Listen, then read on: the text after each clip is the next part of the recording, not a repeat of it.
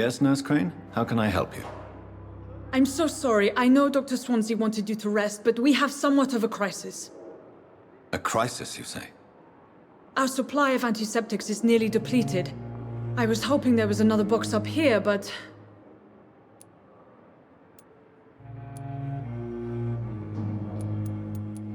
Nurse, this room is off limits, and I'd prefer to keep it that way. Make sure the rest of the staff are so informed. Of course, Doctor. And what about the antiseptics? Or do I inform the staff that you're too busy? I may have a solution. In France, during the war, drugs shortage was a daily problem, and we had to use our wits to overcome the shortages. However do you mean? If combined correctly, certain household chemical products can be used in a pinch instead. Now, where's the hospital storeroom? The storeroom? Fat chance. This is the Pembroke, and space is luxury we don't have. Everything used to be stored in the old morgue. Perhaps I should look there first. Where is this morgue? It's the large building behind the hospital. You'll need to go in the back door because it's been sealed off for sanitary reasons. Take this key. It opens a small back entrance at the end of a narrow street. The abandoned morgue behind the hospital. A small door at the end of a narrow street. On my way then. Thank you, nurse.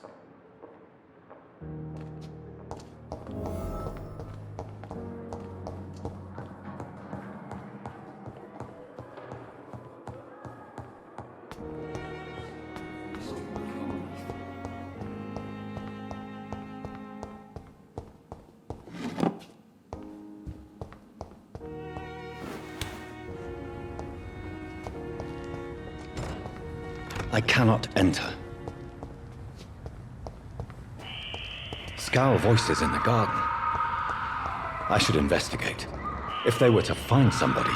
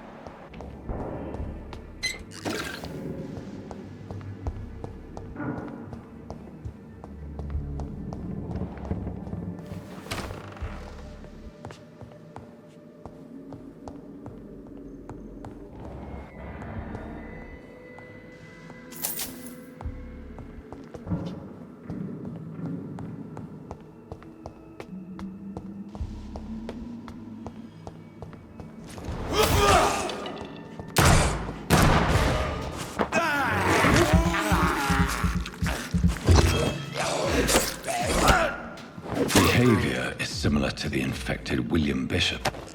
Must be the same strain. This sickness moves faster than influenza.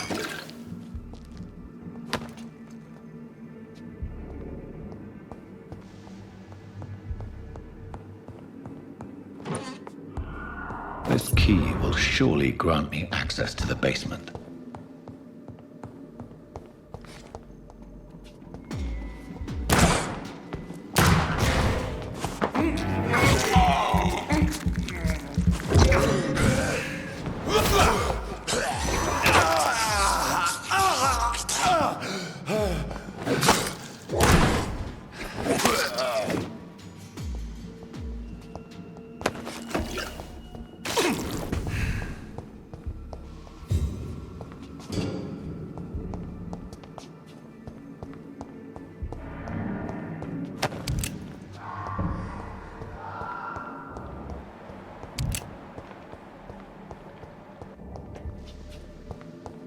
It's locked, all right.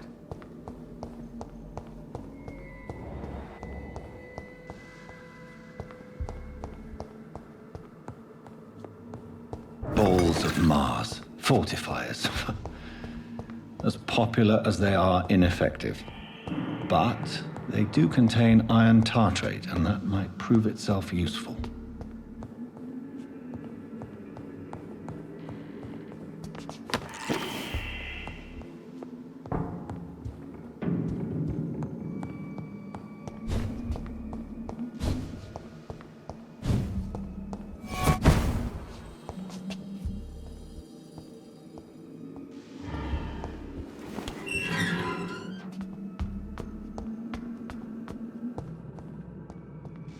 These skulls feed from corpses and the husks of animals. They're not after blood.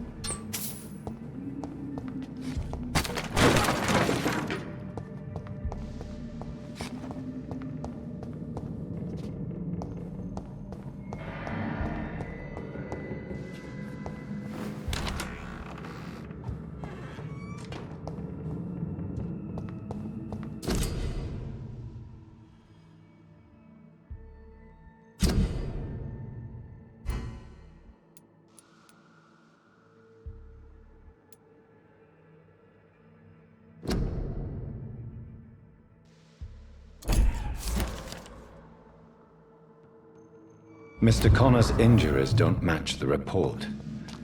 I'd better look into this. Traces of a pinkish foam at the corner of the lips. Some sort of drug overdose, perhaps?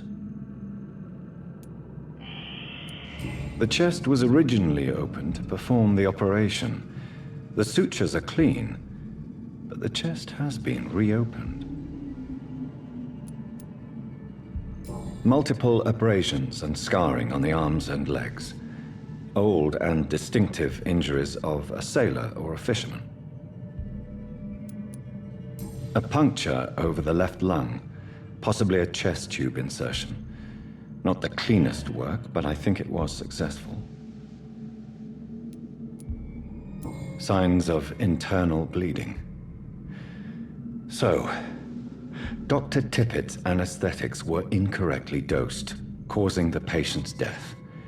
And then he tried to operate on him again. Tippett has made an egregious error. It's time we talked.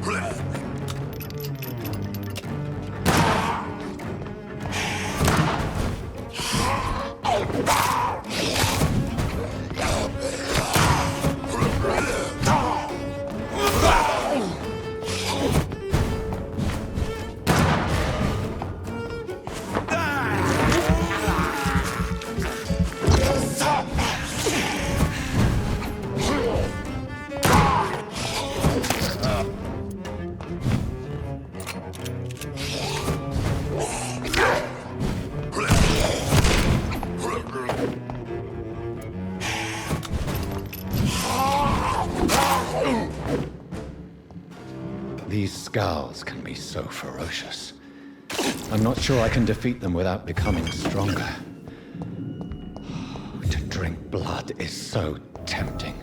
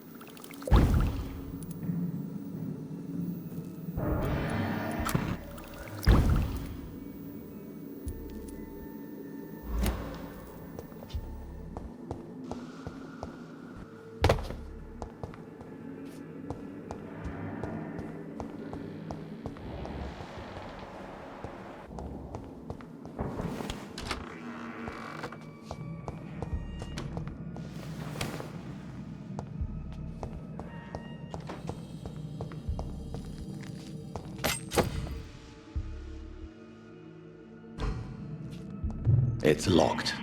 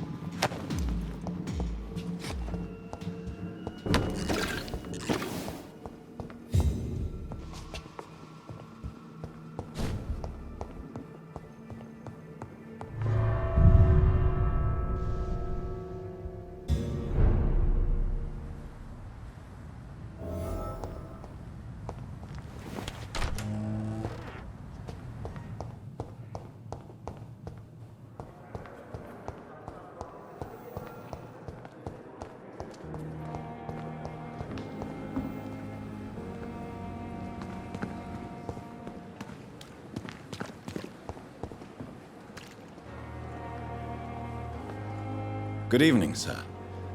I'm Dr. Jonathan Reid. I'm new here. I've already heard about you, Dr. Reid. I'm Milton Hooks, the ambulance driver for this shithole of a hospital. That's quite a blunt introduction, Mr. Hooks. You can call me Milton. I like to speak my mind, Dr. Reid. Perk of the job. Don't judge me, and I won't judge you. I'm not sure I understand what you're talking about. Well, I'm no doctor, but I'm pretty sure a gun can't be used as a surgical instrument. You have a keen eye. I learned to shoot during the war, and have carried one ever since. Old habits die hard. No need to explain, Dr. Reid. And if you ever need a better gun, remember, I may have something for you.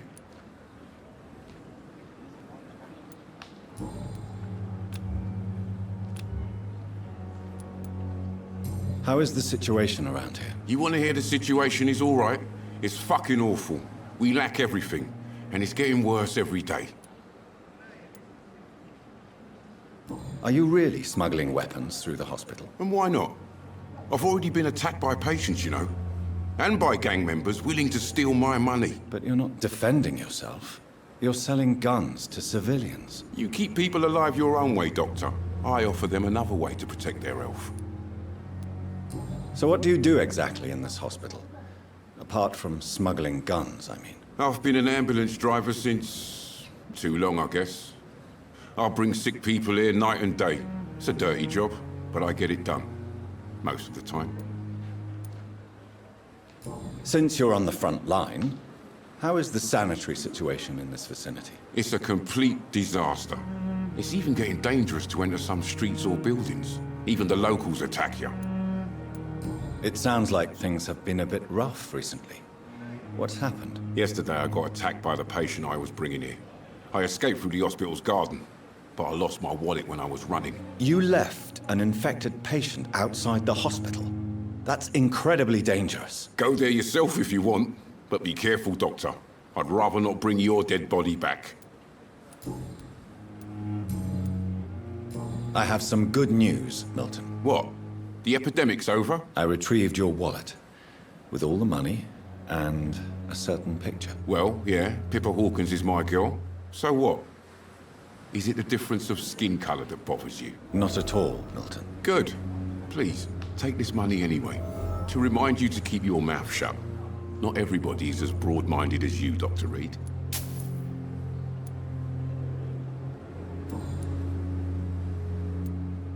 What's going on between you and Nurse Hawkins? Pippa's tired. Tired of all this shit. Tired of all those corpses piling up. She's as depressed as I am. During the war, I witnessed a few couples, just like you, come together in difficult circumstances.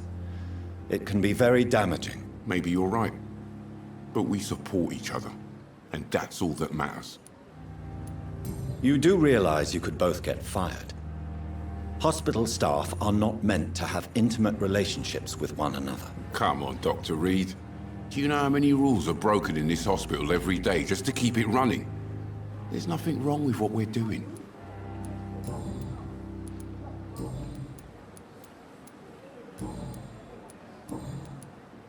I'd like to see your goods. Wise choice, Dr. Reid. A reliable gun is what everybody needs these days.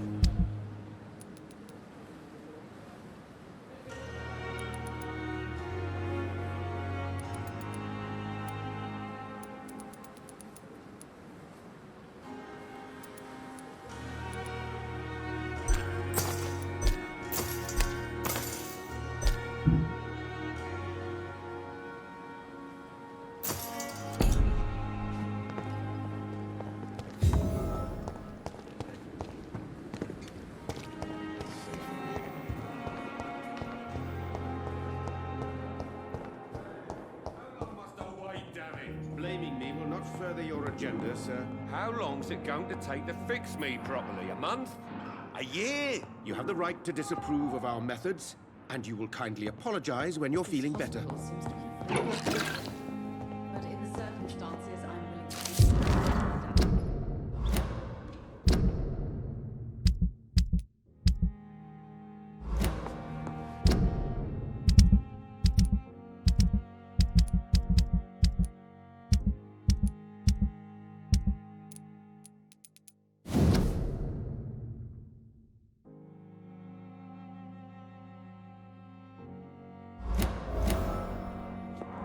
My sweet girl reads me like a book.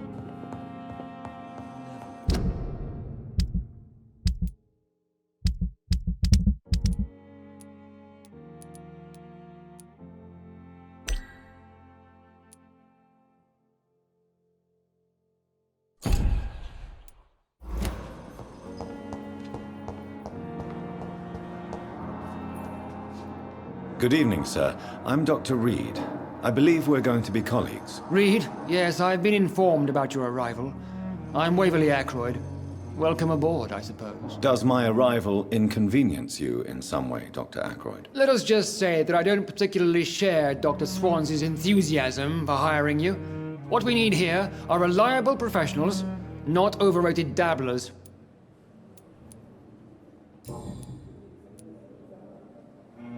Since your tenure in this hospital is longer than mine, perhaps you can tell me more about this place. Let's just say I'm tired of the carelessness around me. I have always respected the skills of Dr. Swansea, but over time his enthusiasm has become displaced. Carelessness? Exactly what are you talking about? We're here to save lives.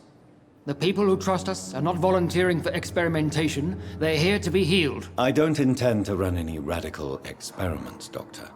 Even if I, as any good practitioner should, express an interest in pushing the boundaries of medical research. Modern medical methods were created through audacity and ego. But there are rules in our line of work, and they're here to protect our patients.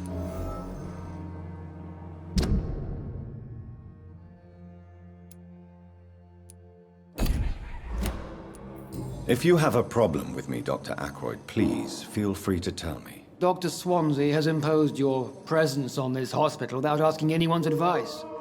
The benefit of his position. But I don't agree with it. I know we've never met before, but I believe this hospital could use all the help it can get. You will agree with that, I'm sure. Oh, but I have heard about you, Dr. Reid. Of course, you can't say the same about me, since I have not wasted my time courting the press.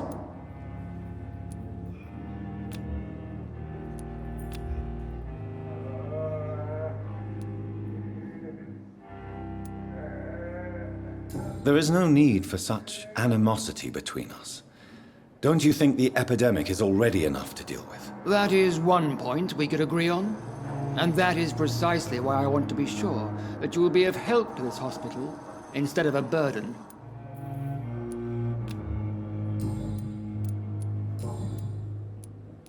I don't know what you've heard about me, but I have already proved my value as a practitioner. I don't question your skills, Dr. Reid, but your motive.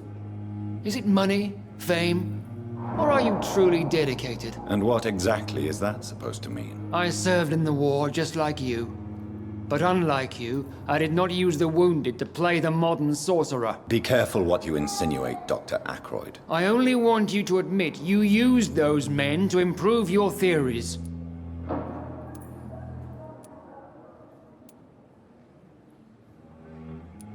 Knowledge has always been and will remain our main weapon, and it has always come at a price. And personal initiative. It is not a question of initiative, it is a question of integrity. These men and women have put their faith in us, Dr. Reid. It seems you have bad memories of your military service. I refuse to see this industrial slaughter as scientific progress. War only reveals the worst in men. We can at least agree on something, Dr. Ackroyd. Thank you for your time. We'll talk later.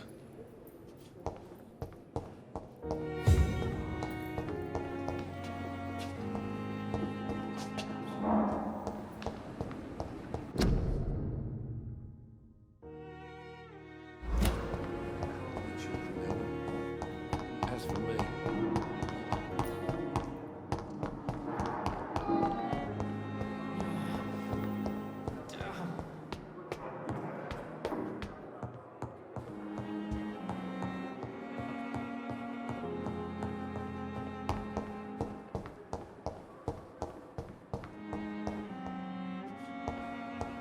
It's locked, all right. I cannot enter.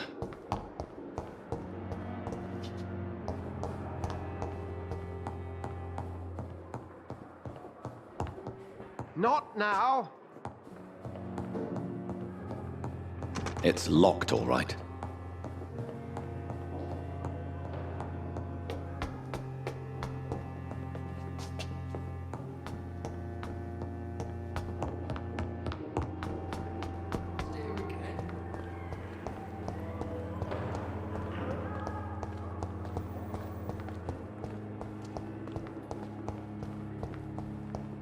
I cannot enter. Good evening, Mr. Hampton. How do you feel? Dr. Reid, is it? Oh, sir, I must apologize for my behavior. What do you mean? I was not myself in the factory. Fear and exhaustion made me say awful things to you, I'm afraid. You remained perfectly nice and polite. A little delirious, perhaps. But who wouldn't be after enduring an abduction? Thank you, Doctor. That's a relief. Now all I need to do is rest and return to my flock. How do you feel, Mr. Hampton? Medically speaking, I mean. I feel exhausted. Beyond exhaustion, actually. William drank so much of my blood in his madness. I feel empty. You're in good hands here. Dr. Swansea is well versed in blood transfusion, and I'm sure he'll take the best care of you. Thank you, sir. I believe all I need is rest. And then I can go back to the people who need me. Have you made friends since you arrived? Not really, but I recognize Miss Harriet Jones. I knew her when she lived by the docks. That poor woman had such a miserable life. You never came to see her here at Pembroke? Receiving visits when sick can be an important part of the healing process, you know. We're not just bodies. You're preaching to the converted now, Doctor. To be truly honest, I thought she was dead. She left the docks many months ago. What do you do for a living, Mr. Hampton? I can't help but notice the cross around your neck. I manage a night asylum for the poor and homeless of the docks, and I try to guide the lost and hesitant on the right path to our Lord. Are you a priest, Mr. Hampton? A deacon, maybe? Not at all, Doctor. I'm just a man of faith willing to preach the good word. Why didn't you use your cross against William Bishop? To repel him somehow? That's a very strange question, Doctor. A cross is no magical token, if that's what you were trying to say. Not mine, anyway.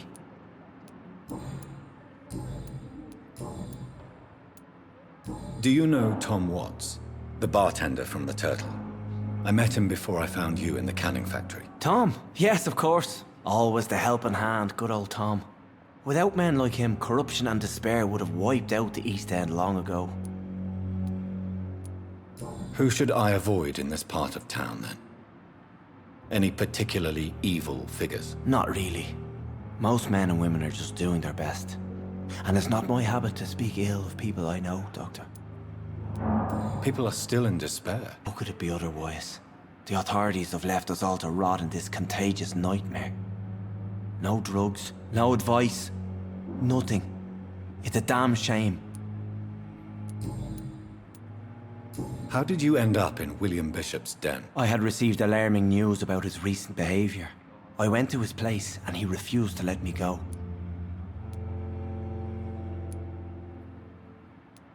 Why did he abduct you? William was an alcoholic. His addiction suddenly changed to blood. I don't know why. Just like a patient I met here. This Miss Hawcroft. You dared to enter this awful place alone. You're a hero, Mr. Hampton. Or a fool. I'm just a man trying to help his friends, Dr. Reid. William Bishop was a conflicted soul, searching for light. What is the general situation in the East End docks? The situation has always been tough, with a lot of tensions between the gangs and the Dockers' trade union. The Wet Boot Boys are very nervous since they lost their leader. Who leads the gang now? Since Clay Cox went missing, it's his wife Edwina who runs the show, with the assistance of her minion, Booth Digby. Has the gang been threatening you? Ah, no. I've had this nickname for so long, you know, the sad saint of the East End. No one dares to bug a saint, not even criminals. Goodbye, Mr. Hampton. We'll talk again later. See you again.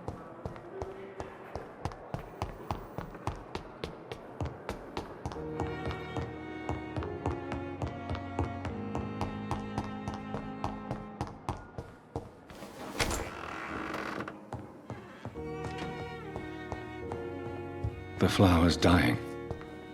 It needs water.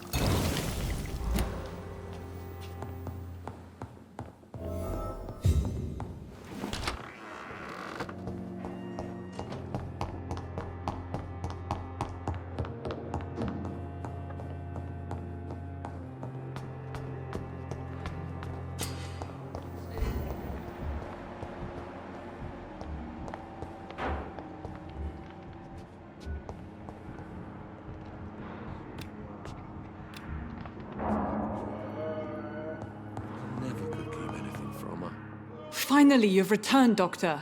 Did you find anything of value? Yes, nurse. You've worked your first miracle, Doctor. Now, this patient here needs immediate treatment. Duty calls. When the storm has passed, I'll show you how to mix the remedy yourself with the same basic ingredients. Many thanks, Doctor. When you've finished, you ought to report to Dr. Swansea in his office. He's been looking for you. Seemed pressing.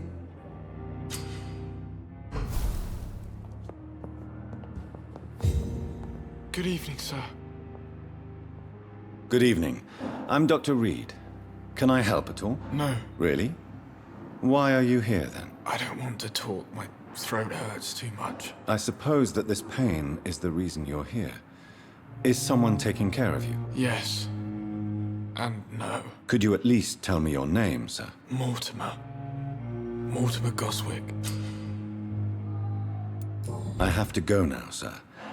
But don't hesitate to contact me if you need any help. I'm alright. Don't waste your time with me. What a blundering idiot.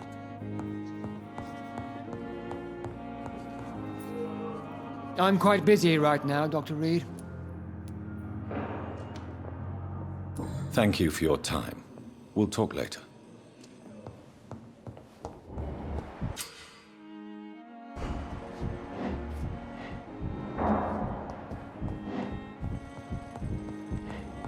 It's locked, all right.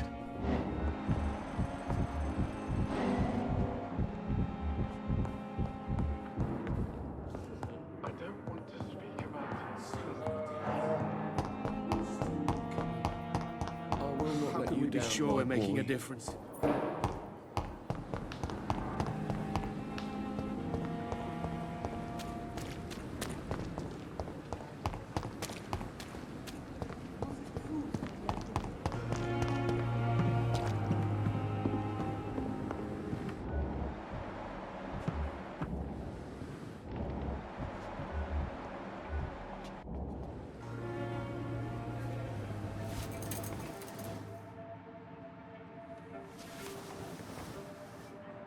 How can I be sure I'll not find your unconscious body in the house again? I promise you, you'll not find my unconscious body. For God's sake, how can you say such a thing? How can you refuse to listen? I tried to warn you for so long. No, I won't let my only son die. You promised me you'll stay alive. Your son lied to you, like the whole world lies to us.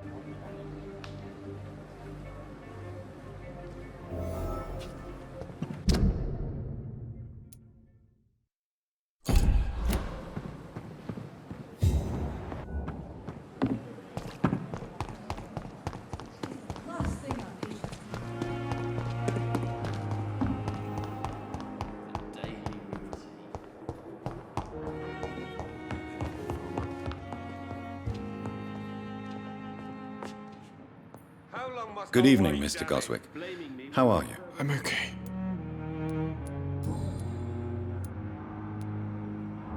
Tell me about yourself, Mr. Goswick. I don't want to talk, Doctor.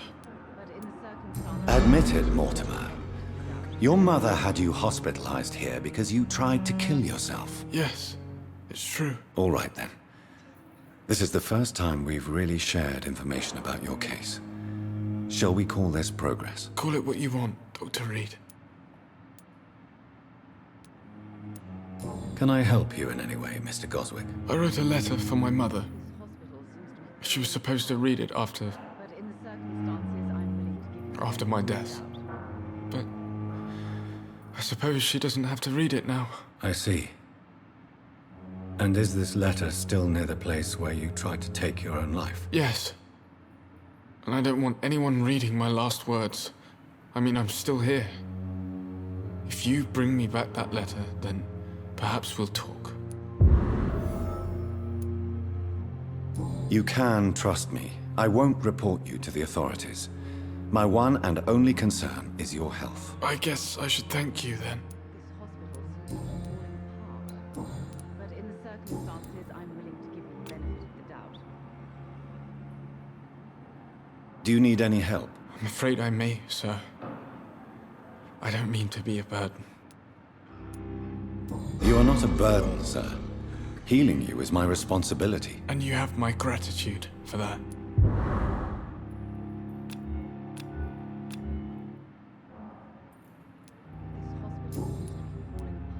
How painful is your throat, Mr. Goswick? So painful I'd rather not talk at all, Doctor. I'm sure you realize a doctor and his patient have to communicate, sir. Would it help if I gave you some paper and a pen? Not really. I see. Then maybe it's not just your throat that hurts, Mr. Goswick.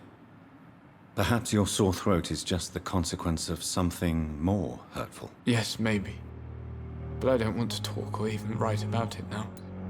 But in the circumstances... How painful is your throat, Mr. Goswick? So painful I'd rather not talk at all, Doctor.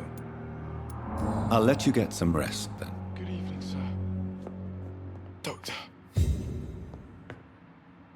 Good evening, madam. Can I help you? It's my son who needs you, sir. I'm Dr. Jonathan Reid. How can I help your son? I'm Beatrice Goswick, mother of Mortimer Goswick. Could you check on him, please, Dr. Reid? I've heard much of your talents as a physician. Your son wished to die, Beatrice. Why did you hide such crucial information? Are you not aware suicide is a crime? Mortimer could be thrown in jail. I'm all right. I can't let that happen. Take your time with me. I won't. I understand you fear the legal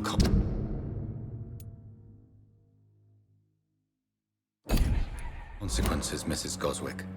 But don't you realize your silence significantly affects your son's case? All my son needs is help and comprehension, not judgment and punishment for what he may or may not have done. What can you tell me about yourself, Mrs. Goswick? Not much to say. Just take care of my Mortimer and I'll cover all the expenses. That's all that matters. May I ask if you have an occupation, Mrs. Goswick? I'm a teacher by profession. I teach young women who are more ambitious about their futures than their families. Are you really that rich? Most of the patients here are of a more humble origin, if I may say so. Yes, thanks to my husband. May he rest in peace. I can cover any needed medical expenses. What do you think of your reception here? Any complaints? I have had the uttermost reservations about this hospital since we arrived. But we had no other choice, considering the state of emergency. Is there something in particular that's bothering you? Some of the staff were not especially welcoming. I suspect they're not accustomed to dealing with patients of such social standing. Tell me more about your arrival at the Pembroke Hospital. What gave you such a bad first impression? The ambulance driver was quite rude, for a start. And that nurse, Miss Hawkins, seems to have quite a dubious attitude. What do you mean? She managed to secure a bed for my son despite the epidemic. It was a relief, but it wasn't cheap.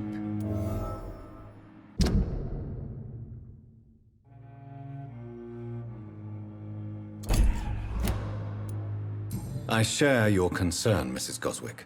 Be sure that I'll talk to the people involved. I don't expect compensation, Dr. Reid. But I'm aware such behavior would not be tolerated in other hospitals. She charged you for a bed? Yes, and I paid without question, considering the urgency of the situation. Goodbye, Mrs. Goswick.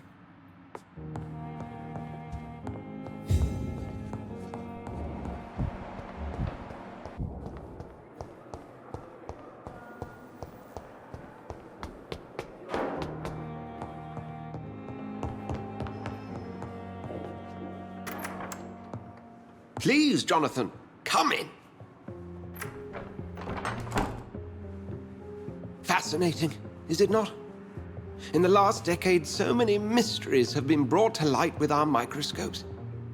The human body, biology's penultimate frontier.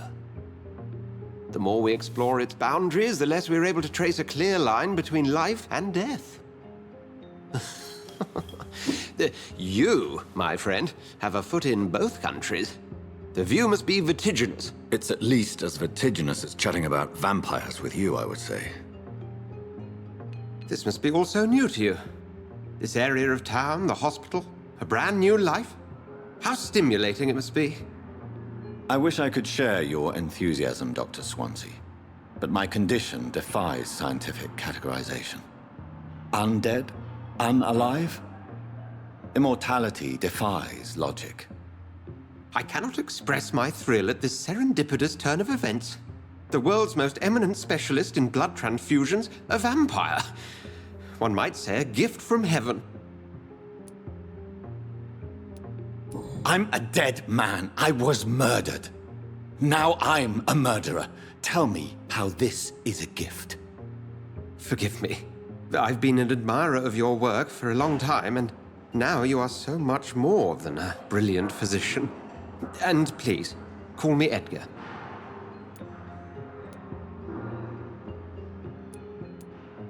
There is no need to apologize, Edgar. You offered me sanctuary when I had none. Very well. I have a task for you, Jonathan. Something that will require all your newfound skills. Please, go on. The Pembroke only survives through the generosity of our benefactors. Unfortunately, our main donor has found herself in a bit of a bind. Now, if you could help her out... A spokesman or politician is what you need. That's not my calling. And until I come to understand what has happened to me, I require discretion. Discretion is in order, Jonathan. Lady Ashbury has recently received rather indelicate correspondence that, if revealed, would jeopardize her position. And you would like me to eradicate this threat? By the stole, of course not. I would just like you to pay her a visit. Her ladyship is certainly near the tents outside, tending the sick. You can't miss her. Look for someone impossibly delicate. Accepted. I'll see what kind of trouble Lady Ashbury is in.